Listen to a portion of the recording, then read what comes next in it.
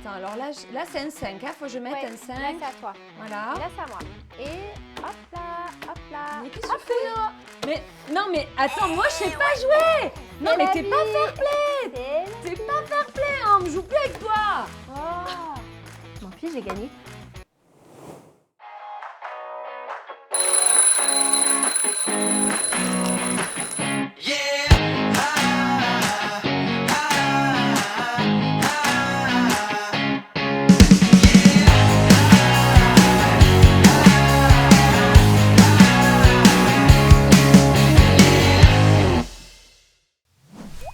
Jesus Coffee, bon matin. Bonjour à vous. Comment tu vas, Ah bah, ça va bien et toi? Ouais, ça va bien, on est content, mais c'est la deuxième journée. Ben moi, la rentrée, ça me booste parce que j'aime énormément me retrouver avec vous, partager des moments autour de la parole, prier avec vous. Moi, ça me botte. Moi, le Jesus Coffee, ça réveille notre foi dès le matin. Hein. C'est vrai, ça encourage, ça fortifie et puis ça donne de la motivation pour toute la journée. C'est ça. Alors, on a un petit peu des rubriques qui vont changer. Vous allez découvrir au fur et à mesure de la semaine. Hier, on a eu le Béniscope. Aujourd'hui, il y aura une surprise et tous les jours, il y aura des surprises. Donc restez bien connectés, n'oubliez pas de partager, de liker, de commenter, mettez-nous vraiment tout ce que vous pensez, qu'il y a des choses à améliorer ou pas, et puis surtout aussi n'hésitez pas si vous avez besoin de prière, si vous avez besoin d'un accompagnement, qu'on soit là, ou juste nous faire partager des témoignages, n'hésitez pas, on est là en message privé, vous écrivez sur Église Source de Vie, et on est là. Voilà, On impeccable. vous répondra. C'est parfait. Alors ce matin, on va parler de quoi? Eh bien on va continuer le livre d'Esther. Voilà, donc hier, on est bien d'accord, on avait vu Esther, on a fait un résumé global un petit peu du livre. Moi, je vous encourage vraiment, ce livre, il est d'actualité. Lisez, relisez, il y a plein de perles. Donc on sait, alors il y a beaucoup de partages sur qui a écrit ce livre, mais il semblerait, d'après les études, d'après le style, d'après toute la connaissance qu'il y a dans ce livre-là, parce qu'il fallait bien connaître le royaume et l'intérieur du royaume, comment ça se passait, pour connaître. Il est dit que certainement ce serait Mardochée qui aurait écrit ce livre en fait. Donc il y a plein de choses comme ça qu'on comprend au fur et à mesure qu'on le lit, et il est riche d'enseignements. Donc aujourd'hui on va voir justement un conflit particulier entre Aman et Mardochée. Donc qui est Aman? Alors eux, ils peuvent pas se voir. Non. Ça c'est sûr.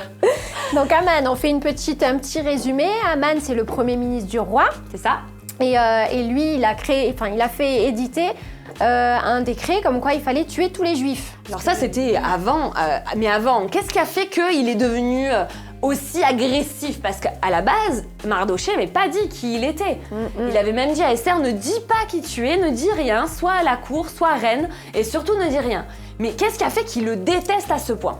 C'est ça. Alors justement, il faut remonter voilà. un petit peu loin. On va remonter un petit peu loin, mais en fait, Aman, il avait voulu faire il était allé voir le roi, il a dit voilà, moi j'aimerais bien qu'on se prosterne devant moi, parce que je sais plus trop ce qu'il y avait eu. Et en fait, lui, c'était le seul à pas se prosterner. Tout le monde se prosternait sauf lui. Alors on va se dire, oui mais tu te prosternes devant le roi, c'est normal, ou devant le Premier ministre, voilà, il y a des choses qui sont normales. Pourquoi là, il voulait pas? Parce qu'en fait, le mot prosterner, là, ce qu'il demandait lui dans le décret, c'était une espèce d'adoration comme on voue aux dieux.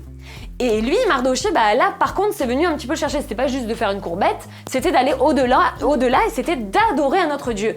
Et n'oubliez pas que les Juifs, ils adoraient pas d'autres dieux. Hein. On est d'accord que dans la loi et dans les 10 commandements, tu adoreras ton Dieu seul, unique, il n'y en a pas d'autre. Voilà. Il avait pas un peu la grosse tête là?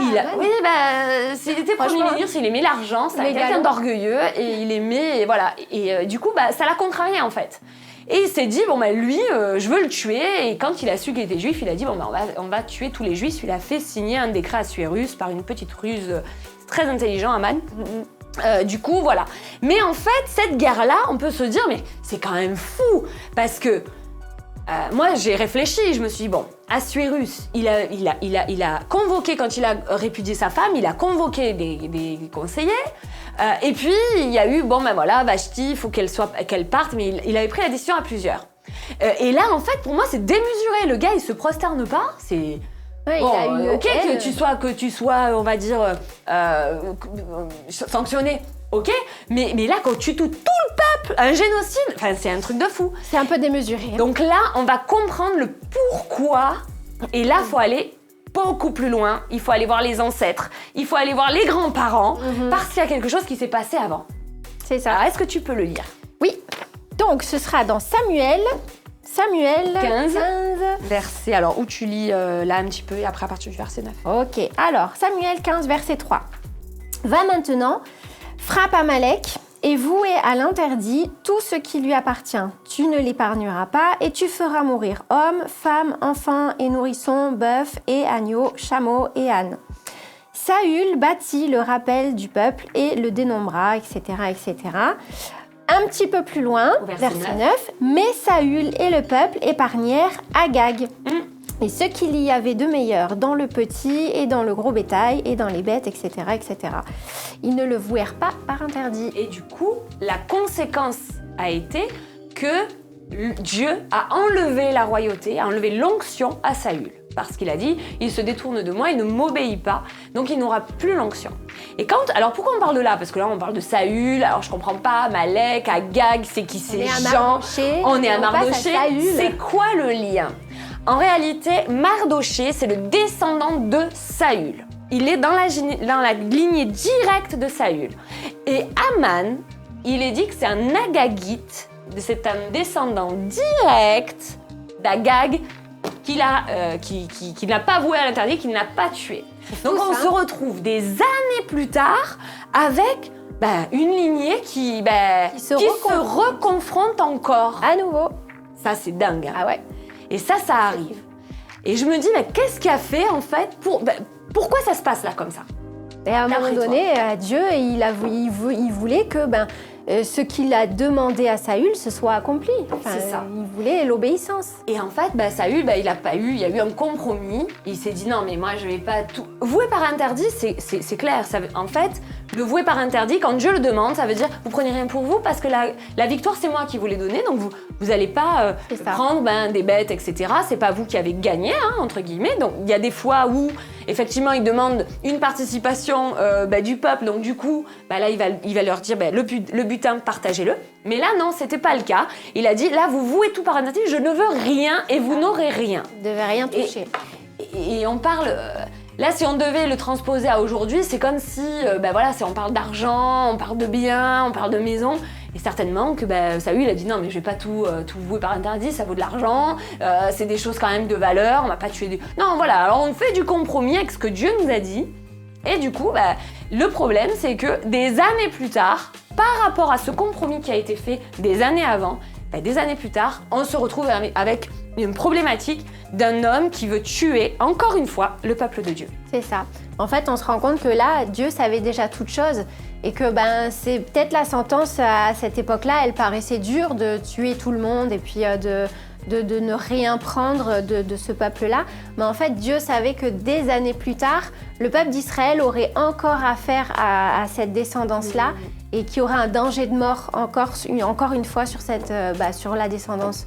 Et du coup, il voulait arrêter les choses et stopper les choses dès maintenant pour que plus tard, cette descendance n'ait pas à subir ce qu'ils vont subir avec Mardoché, parce que c'est quand même assez terrible. C'est quand même assez terrible. Subi après. Tout à fait. Donc du coup, en fait, comment on peut se l'approprier à notre niveau, comment est-ce qu'on peut dire dans notre vie? En fait, vous savez, le compromis, c'est quand Dieu nous parle, mais que c'est pas qu'on n'est pas d'accord avec ce que Dieu dit, mais c'est qu'on a d'autres objectifs. Et à partir du moment où on fait du compromis, parce qu'on fait passer la parole de quelqu'un d'autre, ou peut-être une envie à nous, une addiction, ça peut être un péché qui est là, et on se dit non mais ça va, Dieu tu m'aimes et tout, ça va, je continue parce que tu le sais. Mais en réalité, si Dieu te le dit, c'est qu'il y a une raison pour laquelle il faut arrêter à un moment donné, parce que quand on n'arrête pas, alors c'est peut-être pas demain, c'est peut-être pas plus tard, mais à un moment donné, Dieu sait pourquoi Dieu te demande aujourd'hui d'arrêter le péché que tu es en train de commettre. Parce que derrière ça, il y a des conséquences. Ça peut être sur ta famille, ça peut être sur toi, sur ta propre vie aussi. Parce que Dieu sait. Et du coup, c'est pour ça qu'il nous demande, c'est pour notre bien qu'il nous demande d'arrêter les choses. En fait. C'est ça. Et puis c'est pareil, peut-être aussi, dans un travail, peut-être le Seigneur te demande aussi d'abandonner ce travail, de changer de travail, d'abandonner ce chemin et de changer de chemin. Oui. Il y a une raison. En fait, peut-être pour l'instant, tu la connais pas, mais c'est ça la foi. La foi, c'est qu'on ne connaît pas tout et qu'à un moment donné, il faut faire confiance. Donc, abandonner ce travail pour pouvoir peut-être en avoir un autre ou prendre carrément un nouveau départ, ça peut être effrayant. mais il y a une raison. Et Dieu connaît l'avenir, il sait dans l'avenir ce qui va se passer avec toi pour ce travail-là, Tout à fait. dans le chemin dans lequel tu es, et il sait que ce ne sera pas bon. S'il te le demande, en tout cas, c'est que pour toi, c'est vital. Et c'est là en fait que vient, comme tu disais, de marcher par la foi, de marcher sur les eaux et de dire je te fais confiance et même si je vois pas derrière, je sais que tu es au contrôle. Mardochée, lui, en fait tout le long, on en a parlé hier, mais tout le long du livre d'Esther, on n'entend pas Dieu, on le voit pas, on le prie même pas. À un moment donné, juste il y a 3 jours de jeûne, voilà, c'est juste nommé. Mais on sait une chose, c'est que tout a été contrôlé. Tout a été mis en place pour le salut du peuple. Eh bien, ce matin, en fait, peut-être que Dieu est en train de mettre en place des choses pour qu'à un moment donné, le compromis cesse, la plaie cesse, et quelque part, c'est un gros pied de nez au passé, quelque part, parce que dans la confrontation Mardochée-Aman, là, c'est plus les mêmes qui ont... Voilà, il n'y a plus la même conséquence derrière, et tout le monde, par contre, a été tué par contre du côté d'Aman. Bon, on se bat pas contre la chair et le sang, mais voilà, pour vous dire qu'à un moment donné, il faut que la plaie s'arrête. Il faut que ça cesse parce que Dieu sait si ce travail n'est pas bon, si cette relation n'est pas bonne. Parce que des fois, on se dit même une relation, ça peut être une relation amoureuse. On se dit non, mais il est chrétien, elle est chrétienne, il n'y a pas de raison que Dieu... Tu veux pas que je sois avec cette personne, il n'y a aucune raison que tu veux pas parce qu'on est chrétiens tous les deux, puis on s'aime, etc. Mais si Dieu te demande d'arrêter là, c'est peut-être que il sait demain, il sait ton passé, il sait demain ce que toi tu dois accomplir et peut-être que cette relation par rapport à des blessures qui sont encore ouvertes, par rapport à plein de choses, si Dieu te demande, obéis et garde la foi parce que Dieu sait mieux que toi ce dont tu as besoin. C'est ça, c'est un Dieu de vie. C'est un Dieu qui garde et qui préserve la vie. Et à un moment donné, s'il te demande de changer de direction et de t'engager dans une autre voie, de t'engager dans une autre direction, c'est parce qu'il y a la vie. C'est pas pour toi une direction de mort, mais c'est une direction de vie. Et comme le leitmotiv de l'Église « Choisis la vie », oui, on aimerait vraiment vous encourager à choisir la vie, même si ça paraît effrayant et même si on ne voit pas forcément venir grand-chose. Choisissez la vie parce que si Dieu vous le dit, c'est que c'est bon pour vous. Amen. Tu veux bien prier ? Oui. Amen, on va prier ensemble. Seigneur, merci pour cette journée nouvelle encore que tu as préparée. Seigneur, je veux te remettre entre tes mains toutes les personnes qui sont là, qui nous regardent, Seigneur, et vraiment te demander de venir les bénir dans leur quotidien, de venir les rejoindre dans leurs décisions, de venir les rejoindre dans leurs choix, de venir les aider, Seigneur, à abandonner peut-être ce qu'ils doivent abandonner, de venir les aider à couper avec ce qu'il faut qu'ils coupent. Seigneur, tu es celui qui veut la vie et je te prie pour que cette vie vraiment se répande et se déverse dans les cœurs des personnes qui nous regardent, Seigneur. Aide-les vraiment à garder cette foi en toi et même s'ils ne voient rien venir, Seigneur, que la foi soit là et que l'obéissance aussi soit là. Merci de bénir chacun, Seigneur, et de les accompagner dans ton chemin. Amen. Amen, amen, amen. Bon voilà, on a terminé, en tout cas presque, on a une nouvelle rubrique, donc tous les jours on a une rubrique différente et aujourd'hui la rubrique différente c'est le chant de la semaine. Alors on va vous le mettre, on va vous le passer, on va vous dire au revoir tout de suite, mais ce chant, on a un petit indice, nous on a trouvé, qui ressemblait, en tout cas il y avait certaines notes qui ressemblaient à une certaine chanson de Coldplay, voilà. Donc si vous trouvez la chanson, marquez-le en commentaire et puis on débriefera en cas, c'est sympa, mais en tout cas c'est vraiment un chant qui nous a bénis. C'est un chant qu'on reprend à l'église et c'est Jésus, tu es tout pour moi de l'église Momentum. À très vite et source de vie. The Church to be. À très vite, salut.